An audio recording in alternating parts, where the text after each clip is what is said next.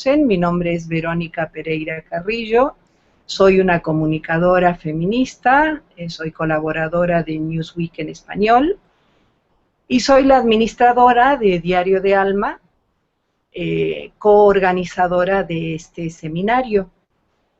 He colaborado desde hace muchos años con diversas instancias de Naciones Unidas, en ACNUR, he trabajado en ONUCIDA, en comunicaciones a nivel regional de ONUCIDA, y por supuesto he trabajado en la campaña Únete para poner fin a la violencia contra las mujeres, que es una campaña iniciada por el secretario general y que luego la ha tomado ONU Mujeres en su creación.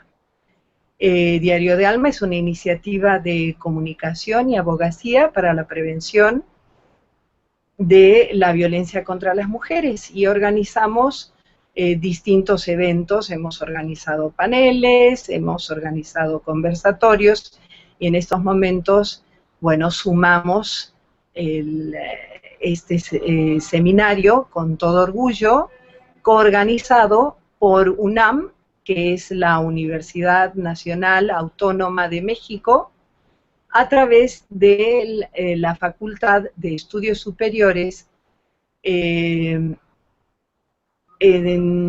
con la coordinación, la coorganización de la doctora Alba Luz Robles Mendoza, profesora, como dije, de la Universidad Nacional Autónoma de México, integrante del programa institucional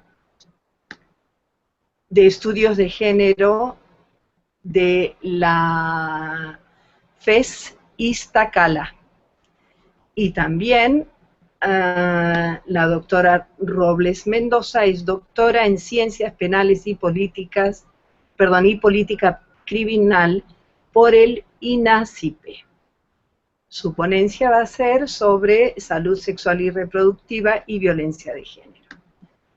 Tenemos a la doctora Emma Iriarte Cárcamo, una entidad en la región, en todo lo que sea, salud sexual y reproductiva. Ella es responsable de la iniciativa Mesoamérica 2015, que es una iniciativa conjunta del Banco Interamericano de Desarrollo, la Fundación Gates y la Fundación Carlos Slim. Es un emprendimiento para la salud materna especialmente. Tenemos también a Alexia Escobar Vázquez, coordinadora de Family Care International en Bolivia, y ha trabajado en el campo de la prevención de violencia de género y la promoción de la salud sexual y reproductiva dentro de los pueblos indígenas de Bolivia. Nos va a hablar sobre el trabajo de la sociedad civil en salud sexual y reproductiva de las mujeres. Tenemos también la participación de la doctora Georgina Amina Aquino Pérez, que es subdirectora de Atención a la Violencia en el Centro Nacional de Equidad de Género y Salud Reproductiva en México. Es ex catedrática en la Universidad Iberoamericana, y su ponencia va a versar sobre violencia sexual y su repercusión en la salud sexual de las mujeres. Entonces, bueno, vamos a tener que hacer un cambio en la agenda, y bueno, vamos a empezar, si es posible, con la doctora Emma Iriarte Cárcamo. Si pudieras, por favor, activar el micrófono.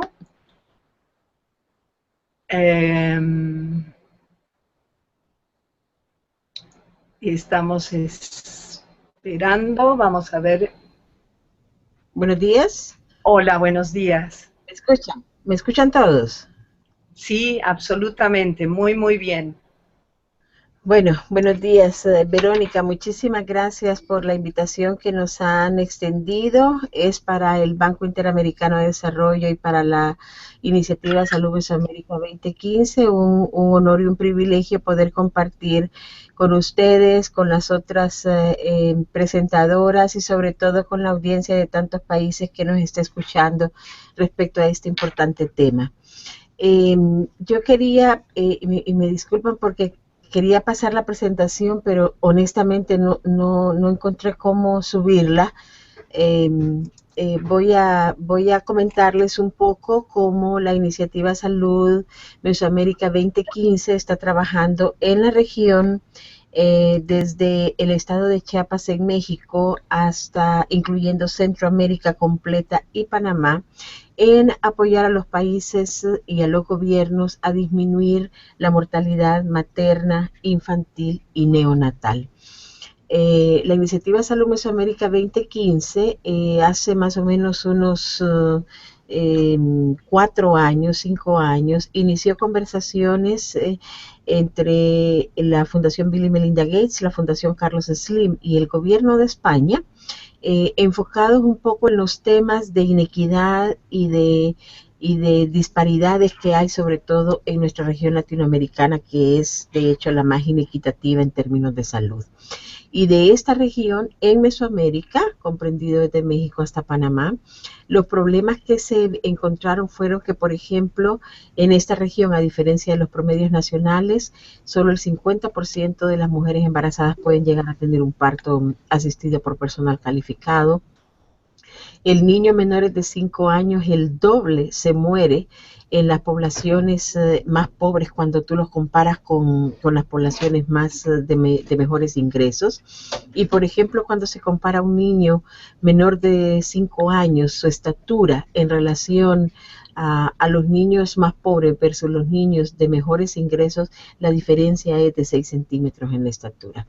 Y el tema de la estatura no es un asunto estético en sí. El problema es que esta estatura lo que nos está diciendo es, hablándonos del desarrollo, no solamente físico, sino sobre todo de las capacidades y habilidades cognitivas de un niño, que antes de los 2 años quedan definidas de por vida. No importa lo que uno haga después de los 2 años, pero porque es irreversible. Lo que se hace antes de los 2 años permite entonces, si el niño está en una salud adecuada, poder desarrollarse y convertirse ese niño o niña pues en una persona que contribuye a la sociedad y que tiene una vida feliz y más sana. Estos datos, la iniciativa Salud Mesoamérica 2015, lo que está tratando es entonces de cerrar estas grandes brechas que hay. Y estos temas obviamente vemos que están relacionados al tema de mujer, al tema de comprender las necesidades de la familia, los temas de las decisiones para buscar apoyo y a las redes sociales que están acompañando a la mujer, a su pareja, a la familia en temas tan críticos como es el embarazo, el parto puerperio, el cuidado de un niño recién nacido.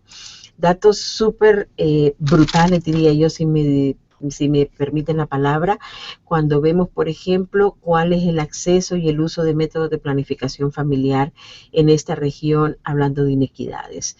Por ejemplo, en países como Panamá, donde el promedio nacional anda más allá del 60% de las mujeres que están usando un método de planificación familiar en este momento, en las poblaciones más pobres que corresponden a poblaciones indígenas en este país, solamente el 9.7% de las mujeres está utilizando un método. Y no es porque no quieren usarlo, es porque, y así lo dicen los estudios en esta zona, es porque sencillamente no tienen acceso a ellos. Por supuesto que hay otros temas como patrones de educación y culturales que también no facilitan ese acceso. Entonces la brecha es grandísima, ¿verdad? Por ejemplo, en Guatemala, donde también más o menos está en 60% la tasa de uso de métodos de planificación familiar, en estas zonas está en 25.1, o sea, 25% de las mujeres son las que pueden acceder. Y así podemos ver otros indicadores de salud que también son importantes. En términos de calidad, la situación es muchísimo más difícil.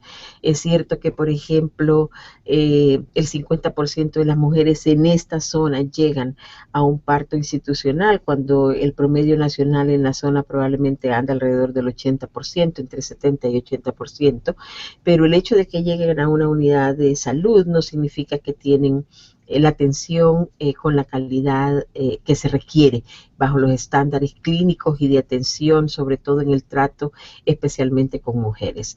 Los países de la región no llegaron en los análisis de calidad que están ofreciendo los servicios más allá del 10% de cumplimiento de normas. Estoy hablando de los servicios de los sistemas públicos de salud. Entonces, viendo este panorama tan difícil, la iniciativa se formó entre la Fundación Gates, la Fundación Slim, el Gobierno de España, los 8 países de Mesoamérica y el Banco Interamericano como la agencia administradora de todo esto.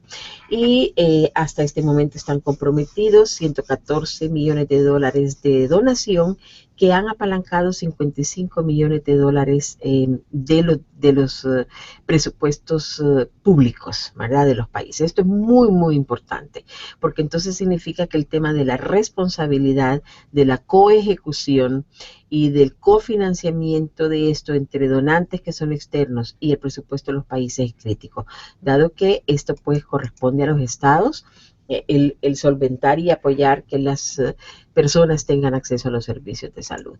Un tema innovador de esta iniciativa es que está financiando todas las intervenciones innovadoras y las que ya están de probada efectividad, usando un modelo de financiamiento basado en resultados. Esto significa que hay unas metas que se establecen entre el gobierno y el Banco Interamericano, y estas metas son 10 indicadores, más o menos en promedio para cada país.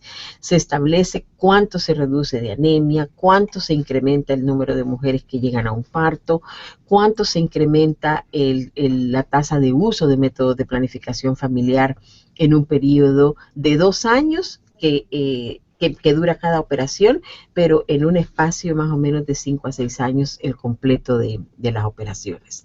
Y una vez que los países, al hacer una medición externa que no está basada ni en los datos del banco, ni en los datos que los países tienen en sus sistemas de información, se hace esa medición externa, y si cumplen los países las metas para estos indicadores que hemos acordado previamente, la iniciativa desembolsa un incentivo que es denominado tramo de desempeño, con dinero con el cual los países pueden pues utilizarlo siempre en el sector salud, pero es de uso discrecional.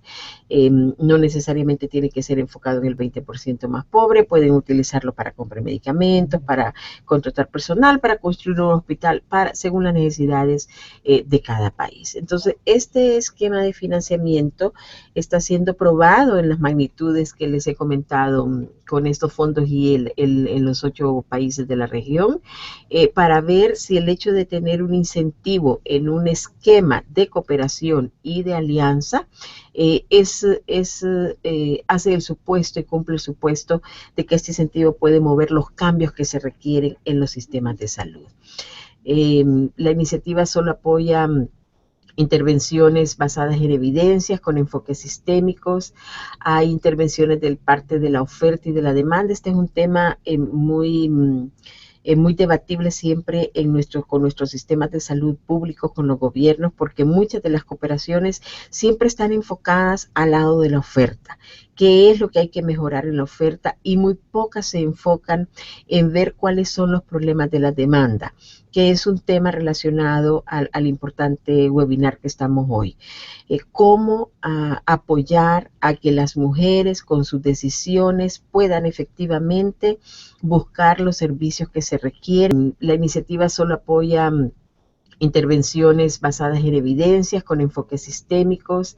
Hay intervenciones de parte de la oferta y de la demanda. Este es un tema muy debatible siempre con nuestros sistemas de salud públicos, con los gobiernos, porque muchas de las cooperaciones siempre están enfocadas al lado de la oferta.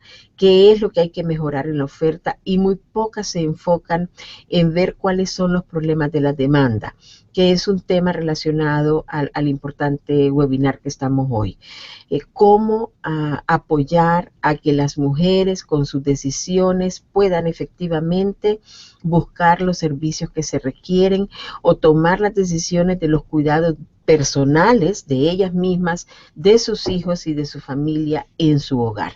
Muchas veces los programas no toman en consideración la parte de la demanda de lo que estamos hablando, de las usuarias en este caso, y se enfocan en mejorar la calidad, los medicamentos, la capacitación de los proveedores de salud, que es muy importante, pero no es toda la ecuación completa. Si no enfocamos en cuáles son los problemas que tienen las mujeres, especialmente en las familias, para poder acceder a servicios de salud y tener pues, vidas más sanas.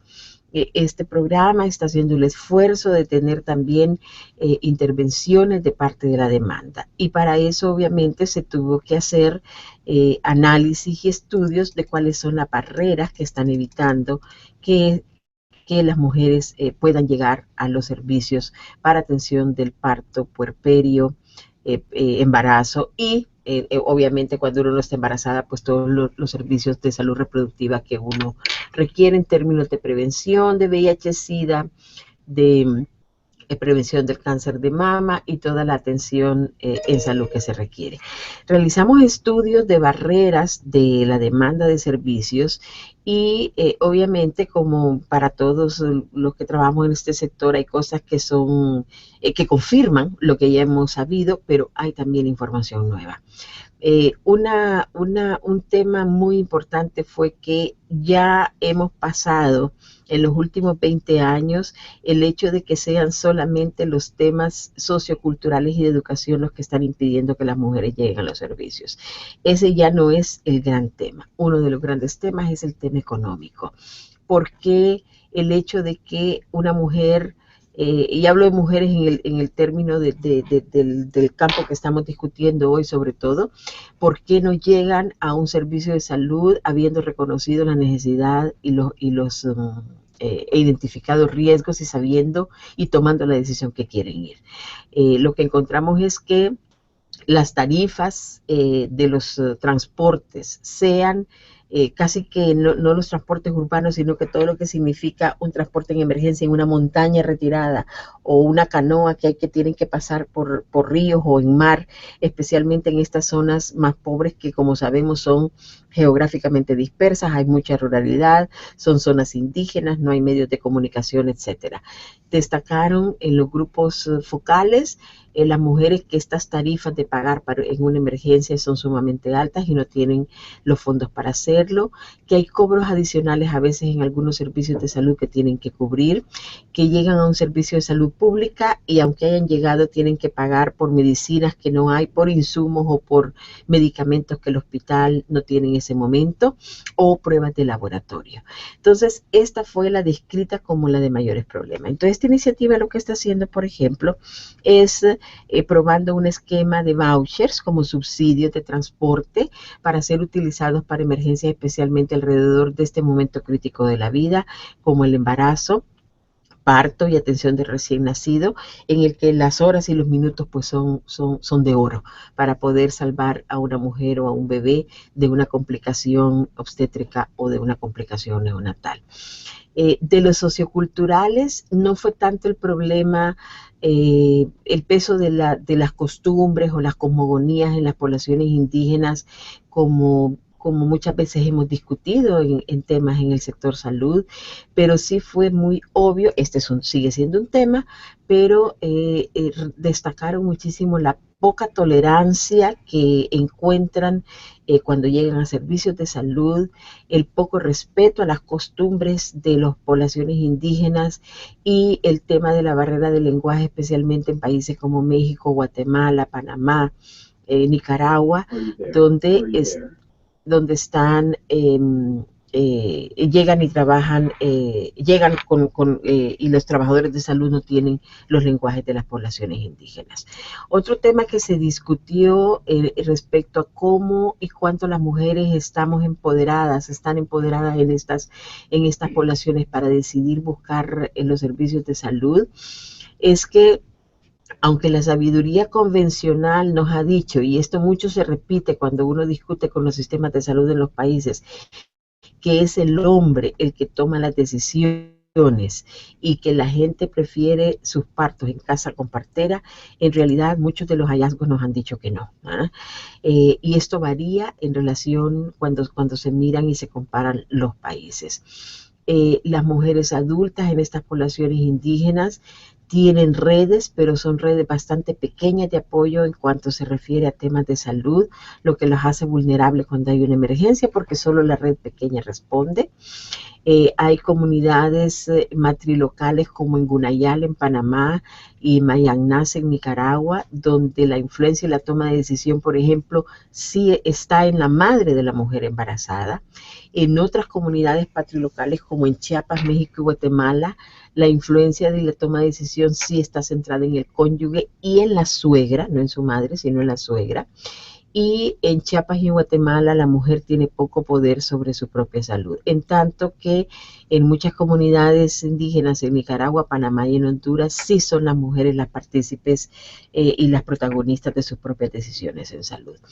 Todos estos temas lo que nos ha llevado es a reflexionar sobre la importancia de cómo considerar sistemáticamente e intencionalmente estos temas de cómo se toman las decisiones desde la demanda para proponer intervenciones más innovadoras que no solo se centren en lo que nosotros creemos que las diferentes poblaciones requieren.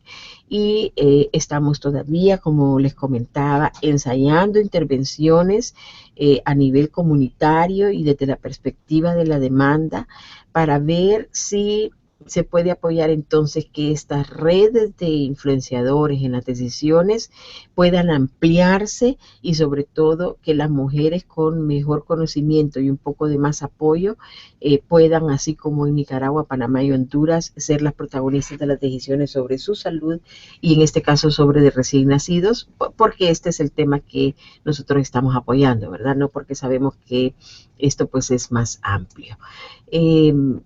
Decirles que parte de los indicadores que se han acordado para ser medidos entre los países y el banco incluyen desde incrementos en el parto institucional por personal calificado hasta el cumplimiento de hospitales y clínicas en estos 8 países, de estándares clínicos en la atención de una complicación de una hemorragia, de un niño que recién nacido que tiene una asfixia o que tiene bajo peso al nacer.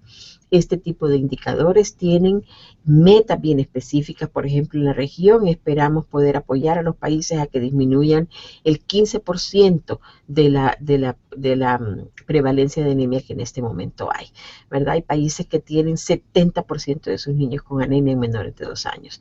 Estos niños, si no les apoyamos a que puedan disminuir su anemia con el uso de micronutrientes, que es una intervención súper costo efectiva, muy barata, que está disponible desde hace muchas décadas, pero que nuestra región todavía no estaba en uso hasta ahora con esta iniciativa. Esto va a apoyar que todo ese oxígeno, que la sangre, el oxígeno que esté en la sangre pueda llegar al cerebro y apoyar todas esas conexiones neuronales, que son las que luego, pues en la vida de una persona son decisivas para el desarrollo de todas sus capacidades. También estamos midiendo y apoyando intervenciones con los países para que puedan utilizar zinc los niños en menores de 5 años en sus episodios de diarrea, que los disminuyen en intensidad y en gravedad, y esto lo que hace es que va también previniendo junto con otras intervenciones la desnutrición crónica, que es otro gran problema en la región.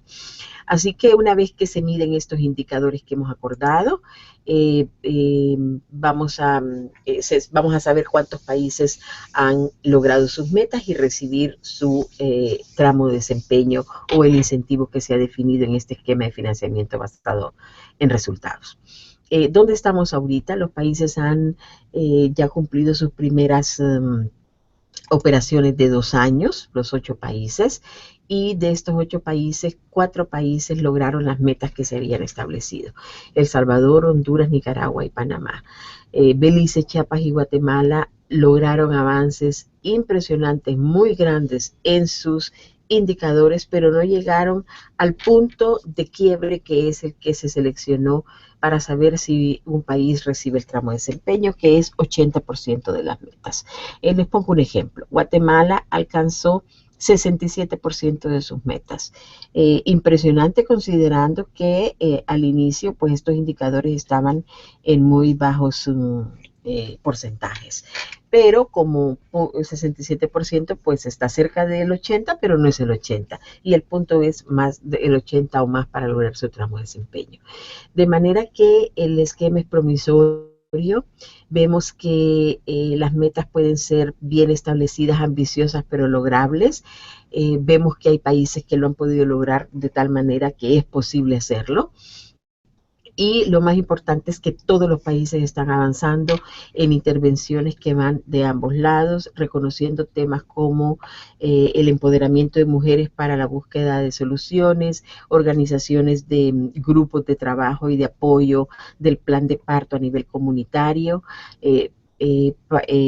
complementado con temas como subsidios para transporte, para que puedan llegar a acceder a los servicios de salud, y además las intervenciones tradicionales desde la oferta en términos de habilidades de los proveedores, sobre todo en el tema de interculturalidad y un trato humanizado, sobre todo durante el parto, que para muchas mujeres es a veces un trauma llegar a los servicios de salud y no sentirse bien, pues, bien recibidas.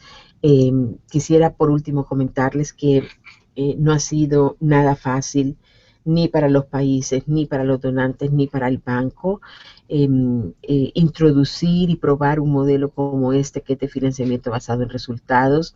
No ha sido fácil el trabajo de organización a nivel comunitario, y la introducción de innovaciones en un sistema de salud público, que todos sabemos lo que eso significa en términos de procesos y tiempos y capacidades que hay que desarrollar a muchos niveles. Sin embargo, todos, donantes, países y el Banco Interamericano, estamos muy retados porque hemos visto que en los primeros 3 años de ejecución de esta iniciativa, los países han logrado cosas que antes no pensamos que eran posibles. Movimientos de sus sistemas en términos de monitoreo, de cambiar las formas en que están organizando sus servicios, de la inclusión y la conexión más intensa con el trabajo comunitario y a nivel de equipos de salud que ahora están en las comunidades y no necesariamente intramuro, esperando a que en este caso pues las mujeres y los bebés lleguen al servicio de salud. Sabemos que hay muchos retos, pero estamos muy entusiasmados en esta segunda fase que viene. Vamos a medir estos indicadores de cobertura, de calidad y de contacto, cosas que antes no pensamos que eran posibles. Yo dejo aquí, considerando el tiempo que me han brindado, Verónica, para poder participar en la sesión de preguntas y respuestas que cualquiera tenga. Cerrar para decirles que el Banco Interamericano de Desarrollo y la iniciativa Salud Mesoamérica 2015 agradece muchísimo el espacio. Estamos en la página web. Si quisieran mayor información, www.sm2015.org, y sobre todo seguimos buscando para los 4 años que nos faltan de ejecución, cómo poder trabajar más y mejor y estar más unidos al tema del empoderamiento de mujeres en toma de decisiones de su salud personal y la de los suyos, y sobre todo en los temas de organización comunitaria y establecimiento de redes ligado a esto, que no son temas aislados o de decisión individual, sino la importancia que para todas las mujeres tienen su red social en el apoyo a los temas de salud. Aquí corto. Muchas gracias. Muchísimas gracias, doctora Emma Iriarte. Bueno, brillante como siempre y bueno, me gustaría recalcar que la doctora Iriarte ha hecho hincapié en varios tipos de violencia de género, como por ejemplo la violencia obstétrica, como por ejemplo la violencia económica, que bueno, en una región en donde hay una pauperización progresiva de las mujeres, es algo a tener en cuenta y que incide de forma mayúscula en la salud sexual y reproductiva de las mujeres. Pero quiero dar la bienvenida a la doctora Alba Luz Robles, que es coorganizadora de este seminario. He silenciado su micrófono de momento. Puedes, por favor, activar tu micrófono haciendo un clic. Alba Luz, no sé si me escuchas, haciendo un clic. Sí, ya. Sí, te Bienvenida. escucho. ¿Me escuchas?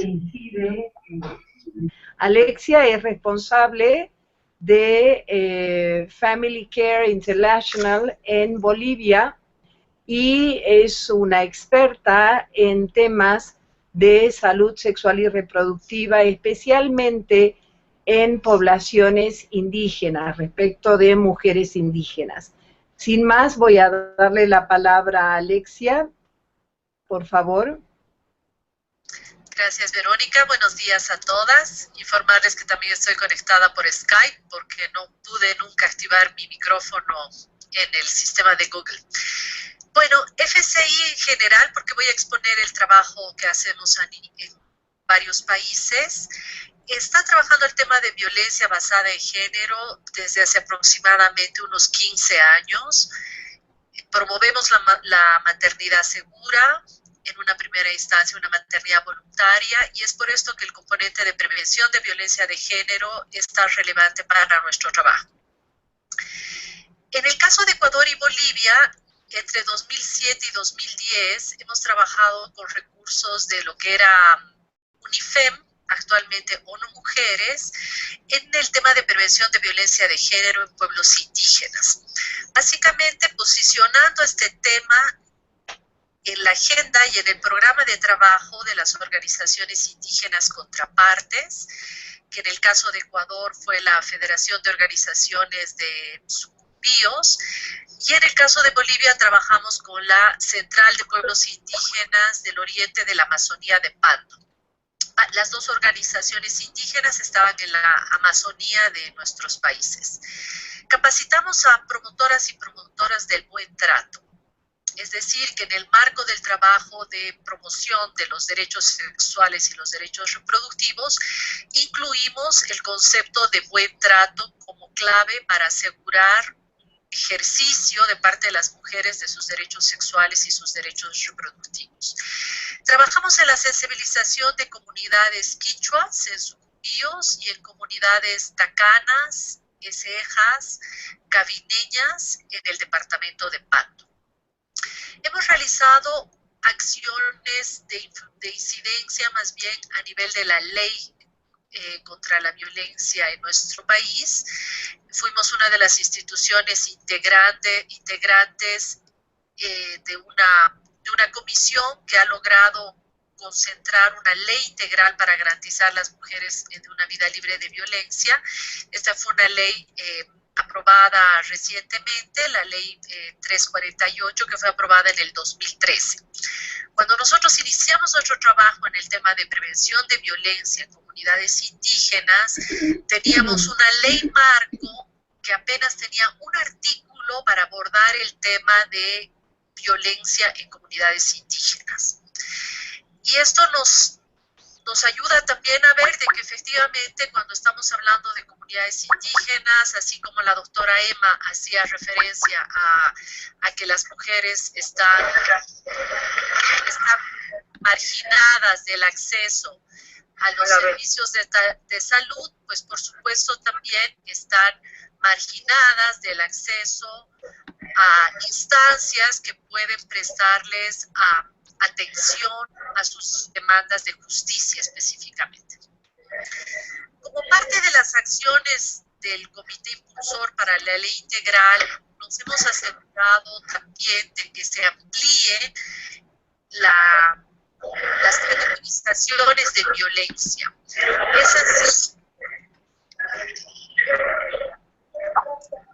Es así que tenemos en el caso de Bolivia violencias reconocidas, entre ellas está, por ejemplo, la violencia en servicios de salud o violencia obstétrica, a la que hacías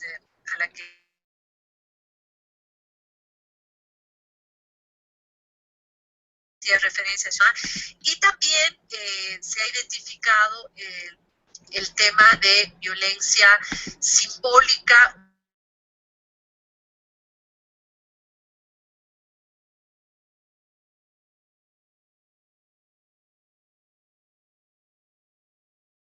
abierta. Hola.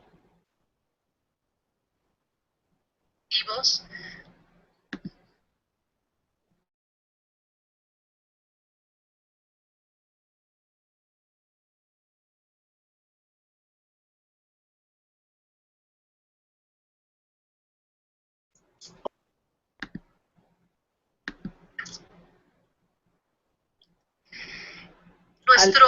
Nuestras acciones en Bolivia y en Ecuador están centradas entonces en una visibilización de la situación de las mujeres indígenas desde el tema de salud, pero por supuesto también desde la atención que se puede brindar en la prevención de violencia de género, que como muy bien señalaba ya la doctora Emma, es bastante relevante porque las mujeres en estos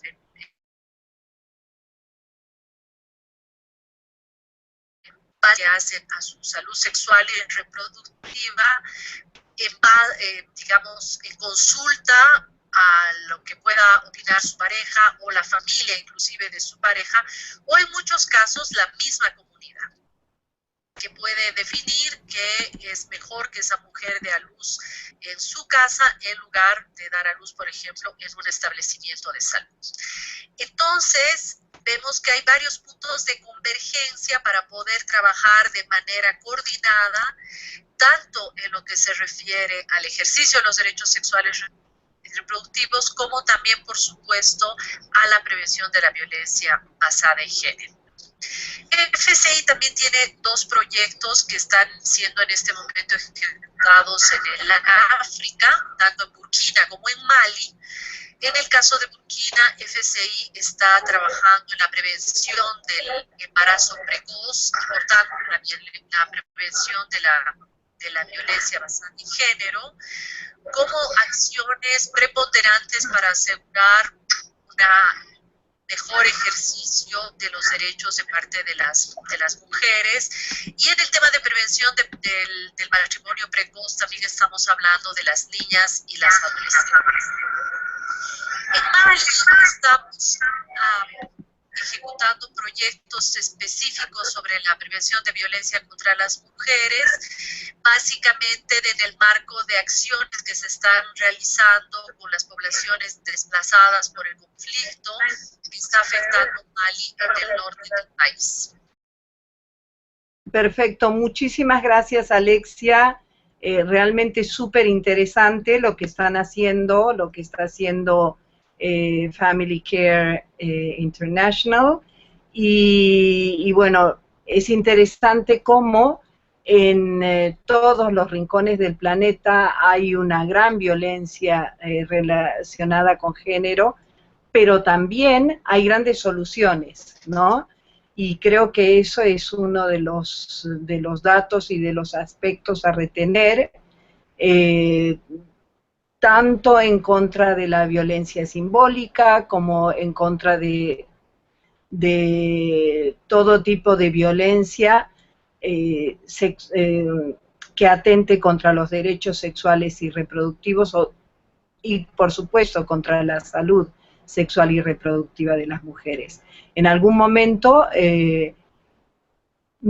sería importante hacer la gran diferencia y por qué estamos hablando este seminario de hoy y es sobre salud sexual y reproductiva y violencia de género y no sobre derechos sexuales y reproductivos y violencia de género, pero esto será un tema que la doctora Alba Luz Robles y Georgina Aquino nos van a explicar más detenidamente, y en estos momentos voy a llamar a las dos doctoras de la UNAM y pedirles a las personas que nos siguen por YouTube que si tienen preguntas para la doctora Emma Iriarte, para Alexia o para las sobre cualquier tema referido al tema que nos ocupa del seminario, valga la redundancia, que nos la compartan por el chat de Facebook de Diario de Alma. Muchas gracias. Ahora entonces voy a llamar.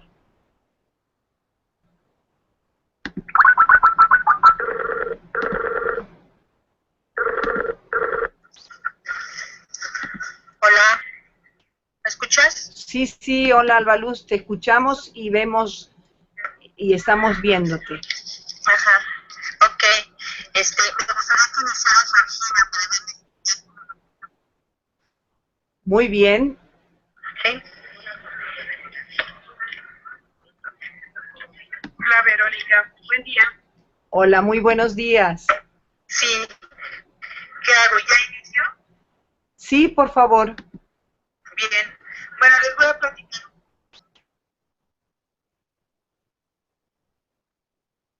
Es la primera vez que me ocurre en Diario de Alma estos inconvenientes técnicos.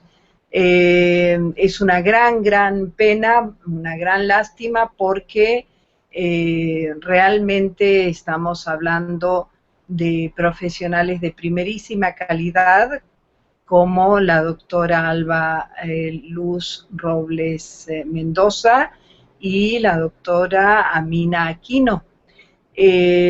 La conexión lo que me está diciendo es que van a grabar las ponencias y luego las podemos publicar en Diario de Alma. Yo les agradezco muchísimo el entusiasmo. Les quiero contar que la doctora Alba Luz ha logrado entusiasmar a todo un colegio, a toda una escuela primaria, aparte de sus alumnos de su cátedra de psicología en la UNAM, que es la diferencia entre derechos sexuales y reproductivos y salud sexual y reproductiva. Tenemos que recordar que Diario de Alma es una iniciativa de abogacía y comunicación con un público muy heterogéneo, académicas como las personas de la UNAM que iban a exponer hoy, pero también el público en general. Y es muy importante que este tipo de temas tan básicos estén bien claros. Entonces, Alexia, ¿nos podrías contar un poco la diferencia entre salud sexual y reproductiva y derechos sexuales y reproductivos? Sí, gracias, Verónica. A ver, la salud sexual y reproductiva definida según la Conferencia Internacional por Población y Desarrollo, ¿no? Por el Cairo, está referida a la vida sexual y reproductiva de los individuos y las parejas, incluyendo las decisiones sobre el tamaño de la familia, el momento del matrimonio, y esto es fundamental para el bienestar humano. La salud sexual y reproductiva es un concepto que enfatiza la necesidad de adoptar un enfoque de salud centrado en el ciclo de las personas. Este es un concepto que fue, digamos, como acuñado o respaldado por la Conferencia del Cairo en 1994, y son las organizaciones de mujeres, las organizaciones en defensa del ejercicio de derechos, que incluyen el concepto de lo que son los derechos sexuales y los derechos reproductivos, que va más allá de lo que pueda ser una política en salud sexual y una política en salud reproductiva, sino que está más enfocado en el tema del derecho y el ejercicio de ese derecho. Entonces, generalmente hablamos de los derechos sexuales y los derechos reproductivos, que al ser ejercidos te pueden llevar a tener una buena salud sexual y una buena salud reproductiva. ¿Qué herramientas tienen las mujeres en un barrio urbano, en una comunidad urbana, para garantizar su salud sexual y reproductiva? Es decir, libre de violencia, ¿no? Por supuesto. Alexia, ¿te animas a responderla, por favor? Sí, por ejemplo, en el Ecuador, hasta hace unos años existían los comités de usuarias de los servicios de salud, tanto a nivel urbano como a nivel rural. En el caso de Bolivia tenemos las mesas municipales de salud, que son instancias de participación de la sociedad civil para poder canalizar denuncias, exigencias de parte de la población en relación al tipo de trato que están recibiendo, cobros indebidos en los establecimientos de salud. En nuestros países una de nuestras tareas es promover justamente esto, ¿no? La veeduría social, la observancia de la comunidad organizada para el ejercicio de sus derechos.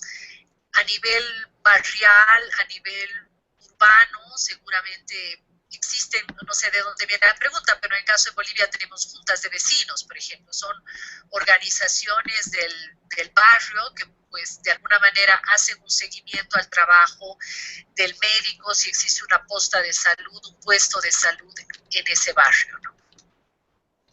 Ok, perfecto, perfecto, muchas gracias. Yo he visto también varias noticias de distintos países, varias iniciativas de distintos países, como por ejemplo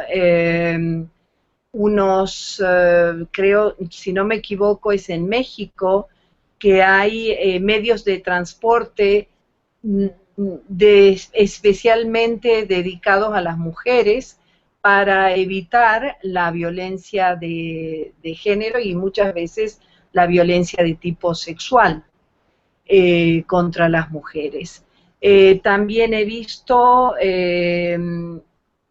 por ejemplo, en Nepal, brigadas de mujeres policías que enseñaban a son iniciativas puntuales, pero creo que es una forma de avanzar en este proceso de asegurar la salud sexual y reproductiva, ¿no? Decía que en Nepal se enseñaban